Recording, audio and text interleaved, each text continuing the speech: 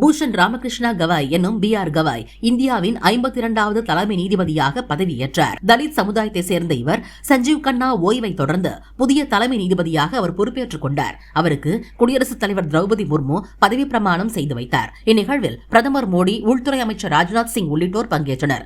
நீதிபதி B.R. கவாய் நாட்டின் தலித் சமுதாயத்தை சேர்ந்த 2வது தலைமை நீதிபதி ஆவார். இதற்கு முன்பு நீதிபதி K.G. பாலகிருஷ்ணன் 2007இல் முதல் தலித் தலைமை நீதிபதியாக பதவி வகித்தார்.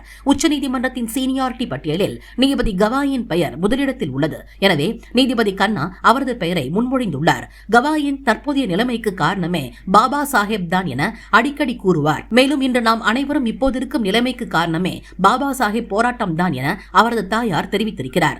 கிராமத்தின் ஒதுக்குப்புறமாக வாழ்ந்தோம். அவர் போராடி இருக்கவில்லை என்றால், சமத்துவத்திற்காக வற்புறுத்தாவிட்டால் நாம் இந்த வாழ்க்கையை வாழ்ந்திருக்க மாட்டோம்.